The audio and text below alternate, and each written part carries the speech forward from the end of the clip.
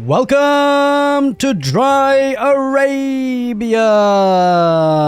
And today, spawning in the southeast corner of the map in orange, we've got 3DB playing as the Delhi Sultanate.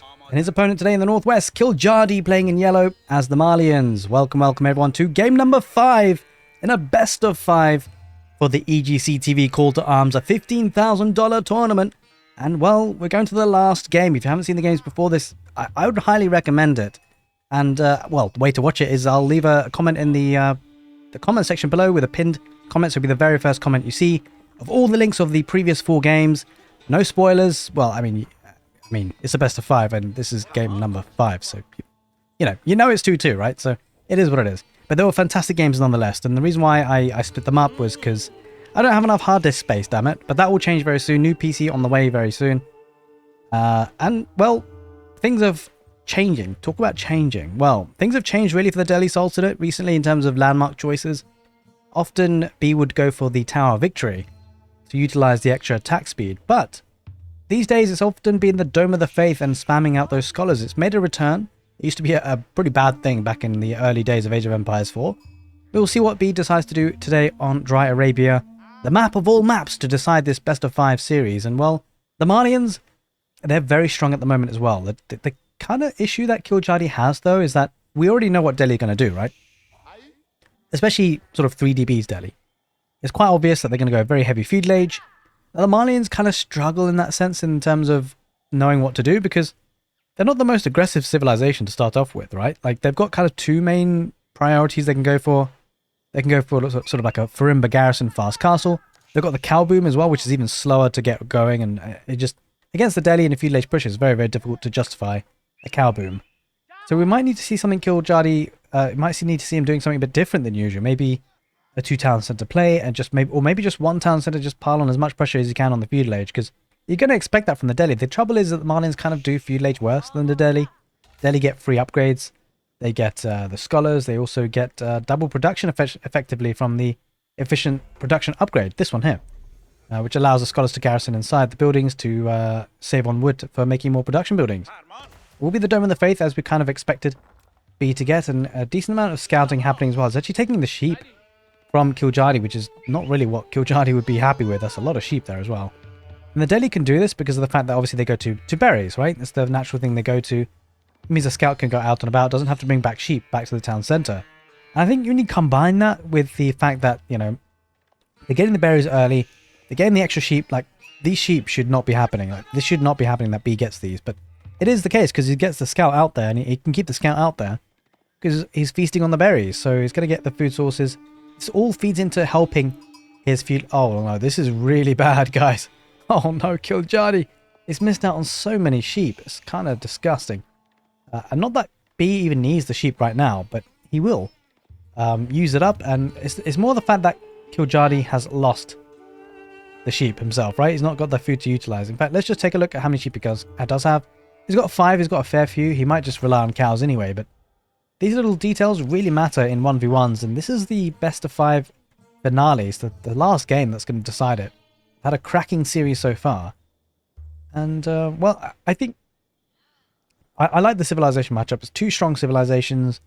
It does feel like, in terms of the way the players play, Delhi does have a slight advantage, I think. The Malians are very strong, though, so there's an option that Kiljardi can go for full feudal age aggression and just try and put in some pressure. The good thing for the Malians, they do get free gold from the pit mine, and they do have free gold coming in from the Mansa quarry, which is certainly going to help him on his way to get sort of technologies and also funding those units if he gets a market to trade, if he doesn't really use the gold. But we'll see, because gold is something that the Delhi Sultanate will be looking to get through from the sacred sites as well.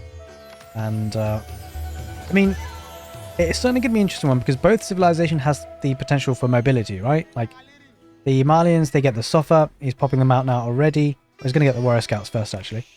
And of course, 3DB and his Delhi often open up with a stable, get some Ghazi raiders out onto the field. This could be a position that the Malians look to pressure, the berries on the front. A lot of it has already been taken. But I think B will be very happy with the sheep haul that he had. Let's take a look where the scout is, actually. To be. Yeah, back here. That's a lot of sheep, guys. 12 in total. Well, now with the lack of sheep for the Malians, what he could do is opt to go for professional scouts. And I think, what's this queued up? I think this is actually professional scouts. Yeah, it is indeed. And this kind of makes sense for Kiljardi because he wants that free food on the map. And he's going to get warrior scouts, which is a nice unit for the Malians. Could hopefully get these deer pack into his base. But, well, with the Delhi being on the map pretty early, it could be something that B looks to try and deny. You see the rally point already going forward with his Ghazi Raiders.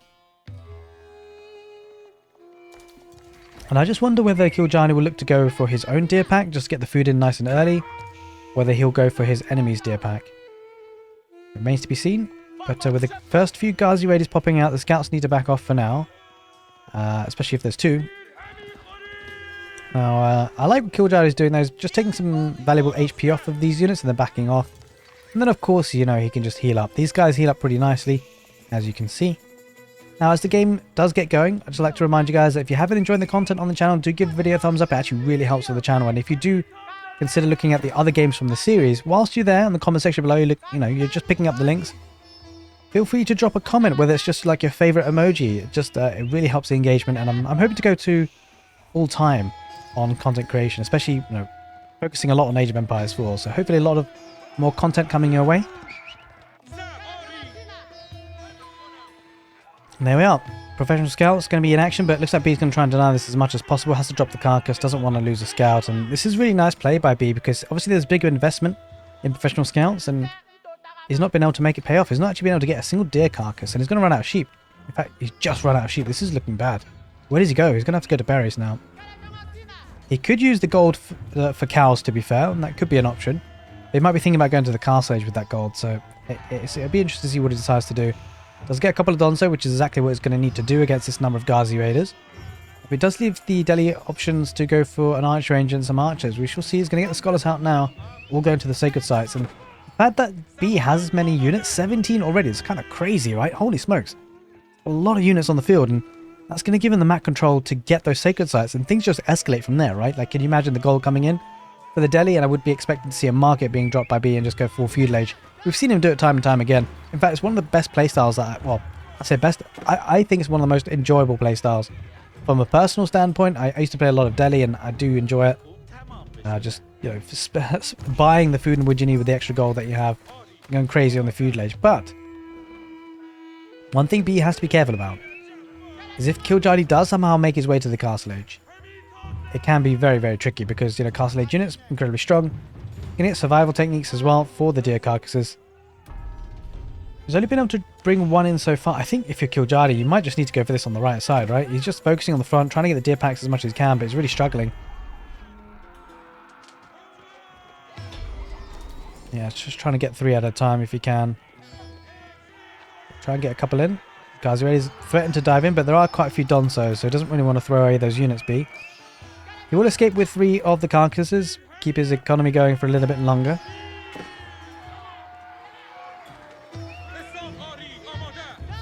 He's just taking the fight. B is just taking the fight with Donsos there, picking away the weak ones, at least trying to. And the good thing for B is that he does have the scholars that he could try and use to heal up these units. The Donsos are getting good value though. Holy smokes. Does lose quite a few of those. And gets one on the retreat. That's a fantastic bit of micro from Kiljardi. He's done it throughout the whole series so far.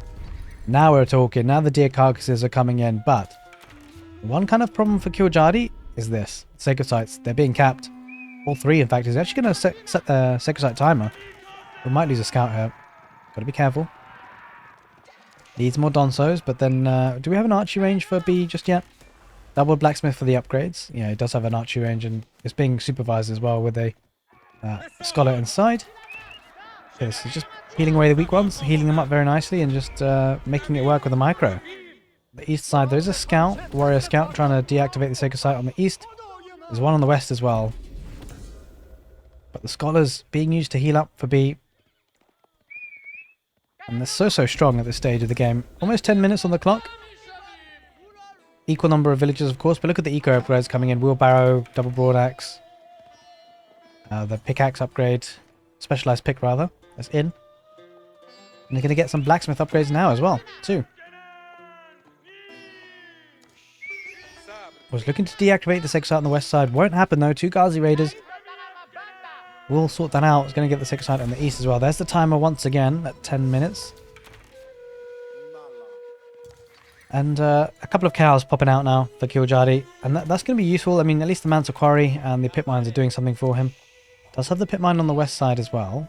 And I'm surprised not to see him go for this one actually as well. Quite close by. But look at the military count. 36 for B. He is really starting to build up those numbers. It's kind of scary. He's looking to get arrow slits in the Toll outpost. Going to get another Toll outpost as well. Wants to keep hold of this gold as much as possible. But when he's outnumbered this much, it's actually double. He's actually got literally double the army here, B. And it's kind of crazy how fast things can escalate. As you can see, he's actually using the market quite significantly. Buying food and wood to fund this.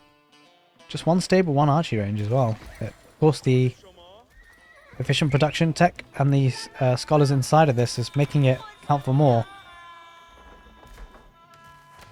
Now he's going to get a second archery range as well. Could be looking to mass up archers. That'll take care of the Donsos, and if the Donsos go down, those Ghazi Raiders will unleash a lot of problems. But certainly looking strong here for B so far. Got the 3 seg sites. The seg site on the west side might be taken down, but I suspect army will be heading that direction very soon just to stop that happening. Couple of Ghazi Raiders in the north. B throughout this whole series has been doing a lot of raiding, and it's a lot of Ghazi Raiders, dude. Holy moly. Just going to deny the resources here. 2 berry bushes. We go around the back. The west side, well, he'll keep that second site alive for now. And capped. But 55 military to 30. This is kind of getting awkward situations here for Kiljardi. He's floating food and gold. I wonder whether he's considering going to the castle age. I'm not sure if he knows about it, but it would be a mistake. Or he's getting good raiding here. A couple of Suffer, a couple of warrior scouts, picks off a couple of villages that B had. And technically, you know, Kiljardi hasn't actually lost a single villager, so it's done really well to keep them alive. He has killed 2. Possibly going to get more? Should get more, really, shouldn't he? Here we are, there's the third. The Suffer are getting involved. It's going to be the Suffer dealing out most of the damage. The warrior scouts taking quite a while to kill, but it's body blocking, right? So, very, very nice. 5 villagers have been taken. And that gives Kiljardi a bit of a window, but he needs to defend somehow. He's got less... He's double the army that B has. Now, despite B losing villagers, of course, he's got technologies for free. In fact, there's not a single eco upgrade for Kiljardi. And the 3 sacred sites as well, adding in for B, is going to make his economy arguably stronger, despite being a good few villagers behind. Tell you what he's not behind in, though. B, for example, he's military. 66. That's actually looking kind of scary, especially when you add in the scholars to the fight. Now, this could become a critical situation in this match, because the Farimba garrison, once it's built, it's going to give 3DB the signal to attack, right? It's going to show him, well, a lot of resources just has been pumped into that tech up. Let's not wait for him to get the upgrades, let's push. And what an army he'll have to push with. 71. You'll see the army go straight away. No messing about. Scholars on the back line, and he could just look to just try and torch everything down. It looks like that's going to be the case. Take out the Toller posts, take out the villagers. No real rush, it seems, for P. Doesn't want to dive in too quickly, but look at the army trickling in across the map as well. They were coming in on the minimap, you can see, joining the forces. And the number of scholars as well, that's going to be tough to deal with, because, well, Kiljardi's going to need to focus on the scholars and then the army, and that gives time for B's army to do a lot of damage whilst they're not being taken out. Look at that. He could just dive underneath the town center at this point. It just doesn't matter, because look, I mean, he's just healing up the Ghazi Raider. The rate of healing is actually more than... actually, maybe not. I think the town center is doing just a little bit more damage than the rate of healing. But this is looking dicey for Kiljardi. Does have a couple of units on the south trying to get into that wood line.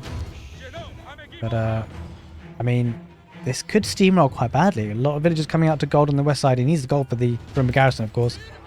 He needs the production. I think the tricky part here for Kiljardi is it needs unit numbers, right? It's got veteran Donso, veteran Suffer, but it just doesn't have the numbers. And I think the numbers here for B might just win the fight. Villagers on the gold getting picked apart by the Ghazi Raiders. Archers on the back line for B with the scholars as well. And this is looking... Oh god, I don't know if this is a good fight for Kiljardi. I'm not sure why he's taking it. Yes, he does have castle age units, but the Donsos are going to go down to the archers. The scholars keeping the Ghazi Raiders alive on the front lines. Javelin throwers are there. They're firing off, but this is problematic. Villagers are now going to have to retreat, but they don't have any army. And there it is, ladies and gentlemen. 3DB, he wins the best of 5 in egctv's Call of Arms. And what a fantastic set. Hope you guys enjoyed this set and this particular casted game. It ended with a bang, and B had a lot to sting in this match in the Dry Arabia. Hope you guys enjoyed it. Take care, and see you next time.